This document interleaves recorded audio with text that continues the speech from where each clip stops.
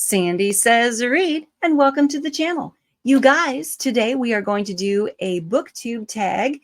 This is the ratings and reviews Booktube tag, where we're going to talk about the way I do ratings and reviews here on the channel.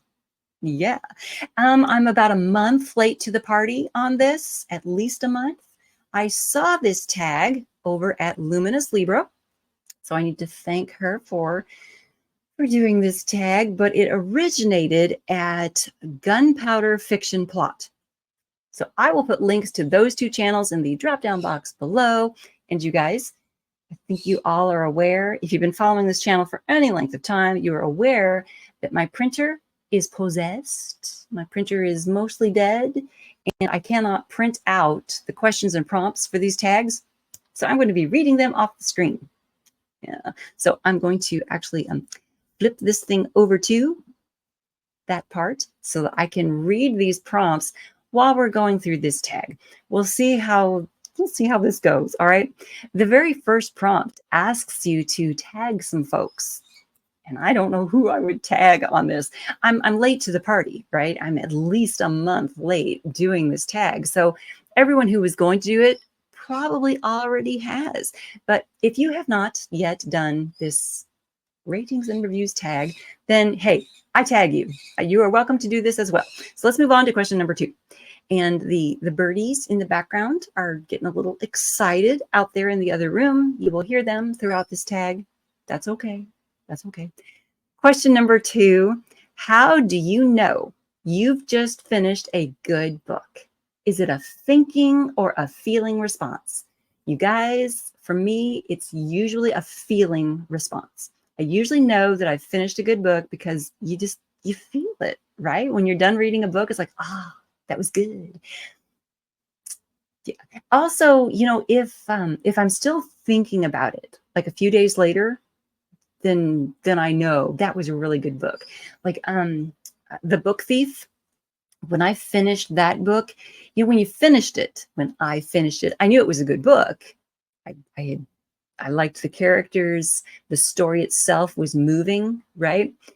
But like a couple days later, I was still thinking about it. And even like a week later, a month later, I was still thinking about it. My brain still kept going back to like points in the story, right? That was a really good book. And you know it. You know it. You feel it when you've read a good book. Question number 3. Question number 3. When you begin to form your review or rating, what is the first question you ask yourself? Okay, so I'm with Kaylee on this one. She answered in her question, for this question, she answered that she starts forming her review kind of as she's reading it. And I do too. When I'm reading a book, I'm usually thinking about this channel these days. I'm usually thinking, ooh, I should, you know, bring this up for my viewers on Sandy Says Read. And I even have these little metallic book dart things that I can flag the pages with, and I'll put a book dart on that page as I'm reading. And so I kind of start thinking about the review that I'm going to bring to you guys as I'm reading the thing. There have been some books though where I'm reading along and it's just moving at such a fast clip that I don't have time to stop and put those little book darts in. I usually have a pen in my hand as I'm reading, and I'll like underline stuff. And then so after I finish the book, I have to go back through and I just flip through looking for underlines to see what did I underline and why.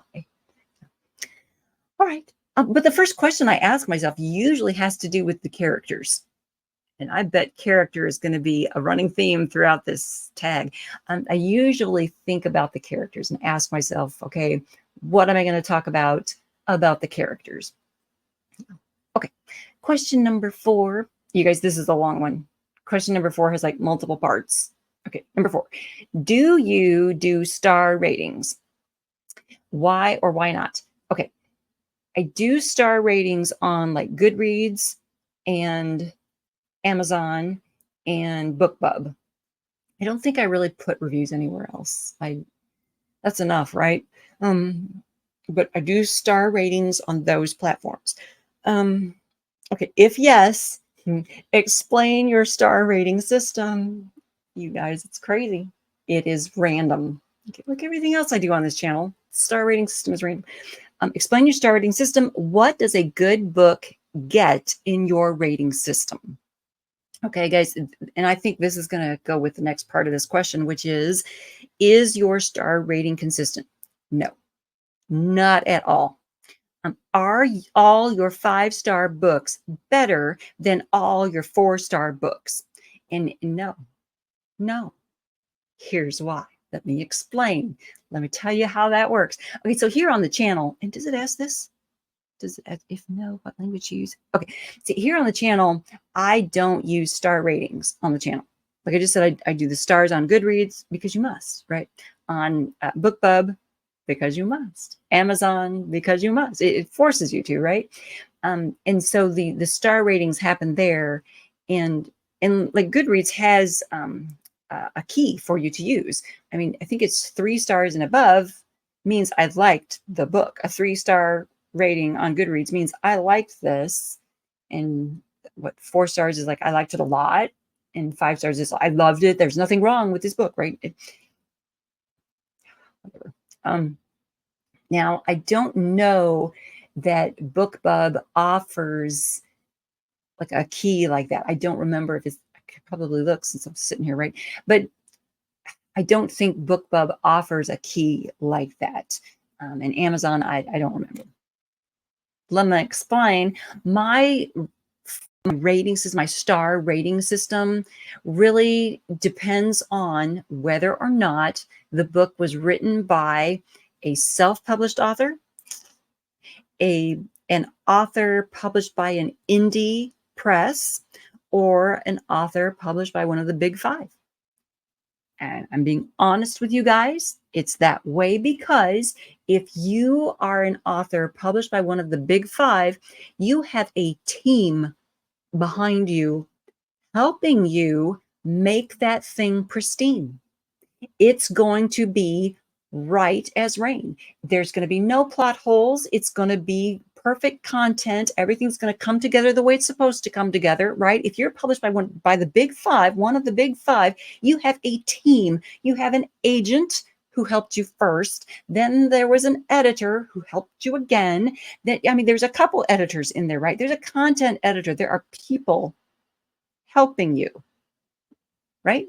Okay, then there's a copy editor, there's a proofreader. There are all these elements in that system helping that author make that book, that story, those characters, all that development perfect. Perfect. So by the time the book comes to the reader, it is perfect and pristine and gorgeous and great, right? So I'm expecting that book to be good. I'm expecting it to be a 5-star. Right? I'm not expecting there to be a plot hole that I can drive a truck through. Now, if you are published by an indie publishing house, you probably don't have a huge team. Most indie publishing houses don't have oodles of editors sitting around working on one project. If you have an editor, hooray, good. But now, is there a copy editor after that? Is there a proofreader after that? Who knows? I mean, there's a content editor, hopefully, and we're making sure that there's no plot holes that you can drive a truck through. I mean, there's just a different level of perfection happening with the big 5 from the indie house, from the self-published author. That self-published author doesn't have all that. The self-published author has to pay an editor to help them. Is that editor awesome and great? Hopefully, right? Okay, there's just things stacked against the self-published author. So when that book comes to me, I'm looking at it like, okay, probably there might be some problems in here. I'm ready for that.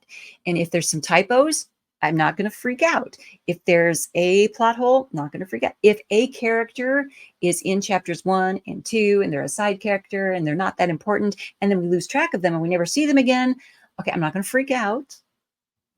Okay, if that stuff is happening in a book that's published by one of the big 5, I'm going to be questioning it. Like, how did this happen? How do we lose track of a character after chapter 3 and never see them again? Right? Okay, so that's why my star rating system is different for different authors from different backgrounds, right? Okay, now I'm also looking at did you get your message across to the audience that you're targeting? I mean, I'm looking at the audience too. I'm not just, you know, I recognize that reviews are for readers. Okay, no, everything I just said is all about the author, right? In what the author brought to the table. And I recognize that reviews are for readers. Got it. I offer reviews on this channel.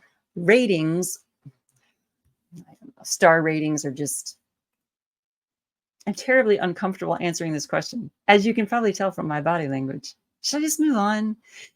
What else do we have here? Question 4 is asking, okay, do you use star rating? If no, what language do you use to convey the quality of a book in your reviews? Okay, let's talk about that. Let's build on this question. Does this form an informal rating or ranking? Yeah, okay. When I'm bringing a review to you guys here on this channel, I'm going to talk to you about, okay, did the author complete their mission, right? Okay, does the story go all the way through? Do we get the full story? Does the character have their arc? Does the character complete their mission that they were on in the story? We're going to talk about that kind of stuff here on the channel. I'm not offering ratings or rankings here on the channel. I don't do that. It's just too, it's too difficult. And star ratings don't mean anything anyway. Is that enough? Have I beat that question to death? I think what I want to say is there are ways to talk about books and the characters in them and the stories in them and the arcs these characters go on and the dragons these characters slay without putting a star on it or 3 stars on it. Okay, we can talk about the awesome sauce that happens in, you know, half of the book and just mention, okay, there's some problematic stuff that happens in some half of the book, but most of this book is awesome, and then talk about those awesome things. I think that there is room to do that when you're just doing a review and talking about a book. Does that make sense? Okay. Let's go on to question number 5, because I took a lot of time answering question number 4. Okay, question number 5. Do you believe every book has its perfect reader? Yes, I do. And does this contradict the idea that a book can be bad? Okay, I don't like the idea of saying there are bad books. I don't like that. Of course, with the caveat that, and I've mentioned it here on this channel before, there is a book called Vector that I was so disgusted by that I threw it in the trash, and it is now decaying in a landfill somewhere, as it should. That is a bad book. Hated it. It's gone. But I mean, typically, I believe, and I say this here on the channel all the time, there's always something good in a book. You can find something good in a book. Usually, you can find something good in a book.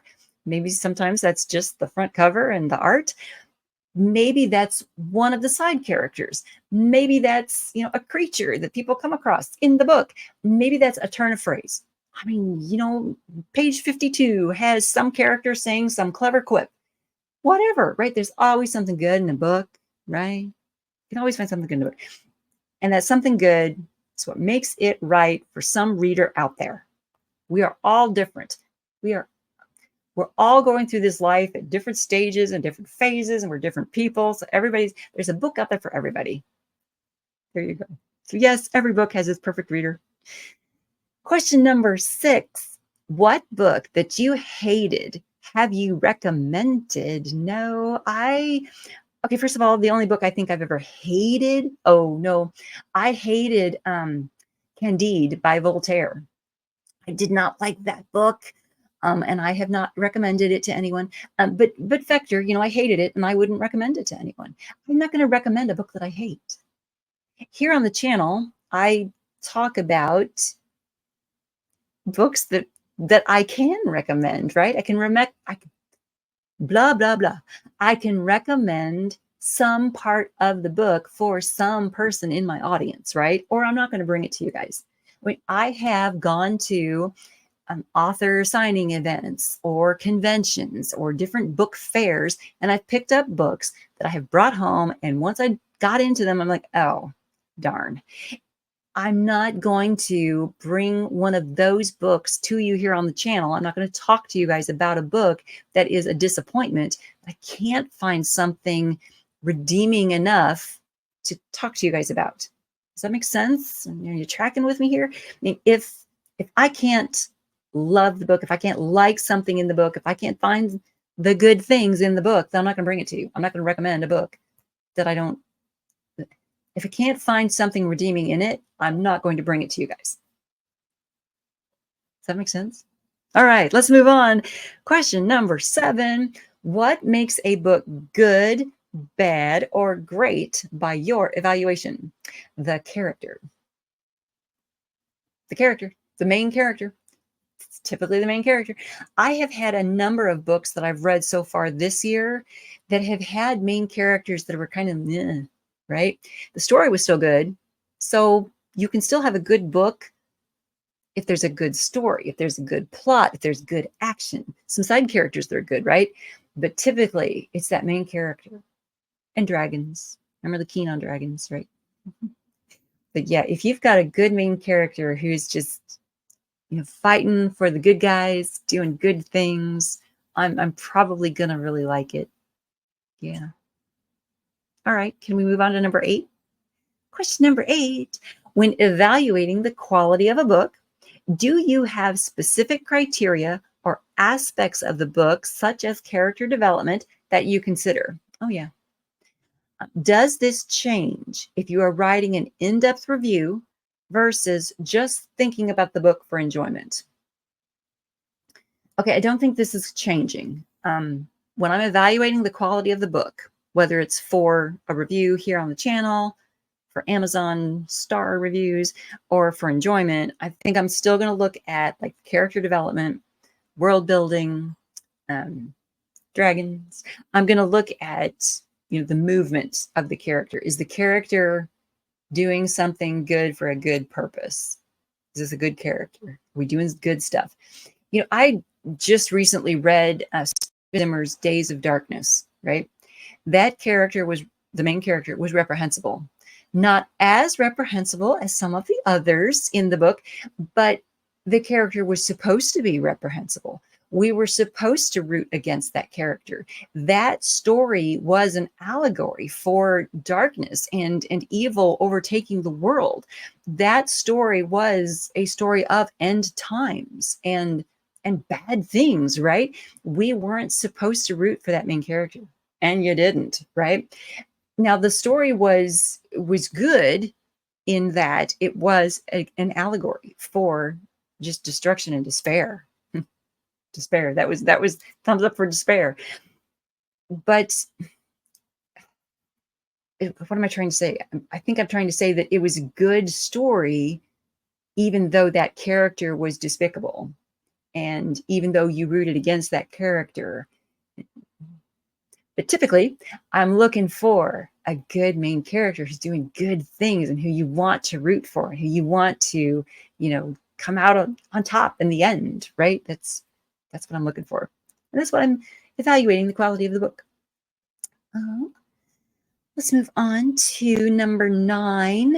Question number 9 says, do you consider star ratings or average ratings when choosing books to read or add to your TBR pile? That answer is no. Star ratings mean nothing to me.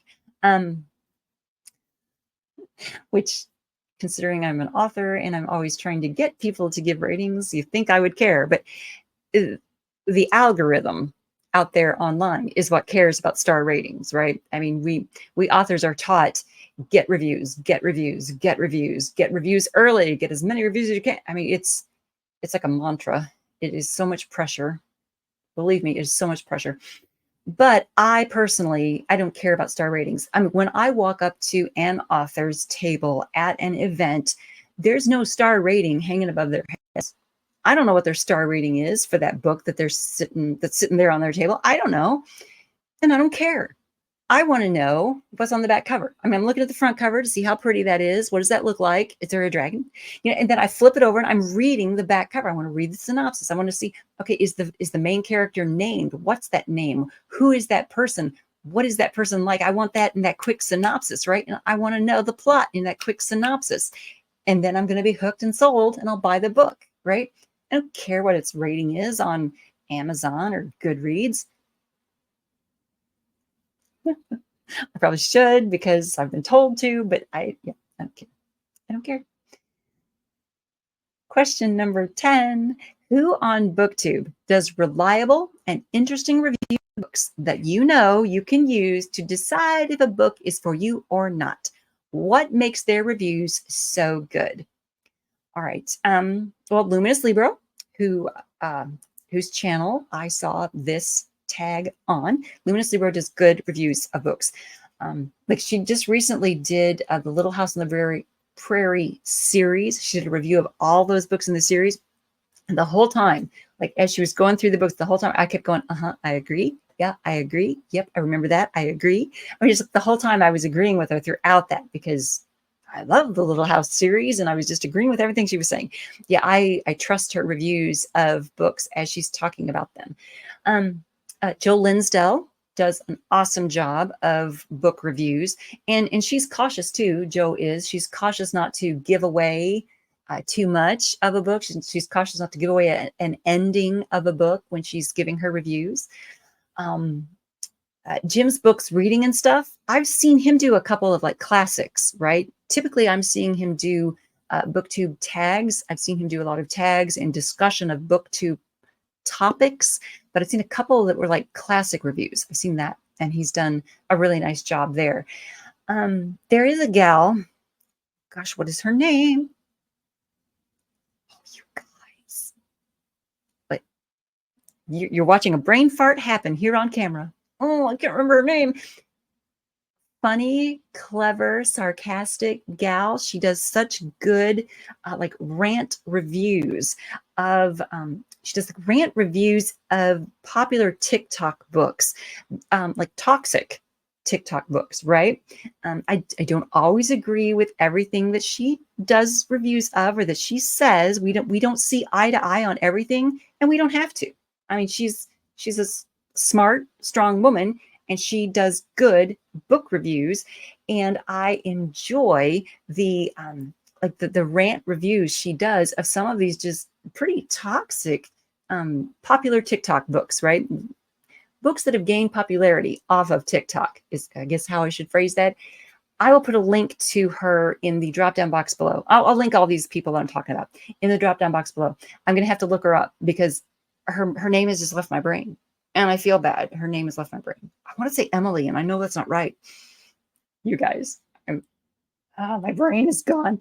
Anyway, she typically will do like a rant review of a book that is exploitative of the female main character, right? And she does just a really good job of mocking and making fun of that. It's not really my style, right? We don't do that here, but she does such a good job of it. And she doesn't have to do my style, right? But I trust what she's saying when she's saying it. Okay. There you go. There we go. Did I answer that question pretty well?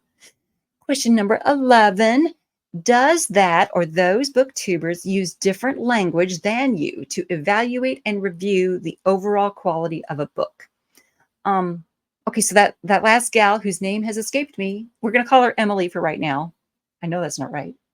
Emily, she definitely uses different language than I do. She uses a lot of colorful expletives when she's talking. She's very sarcastic and very funny.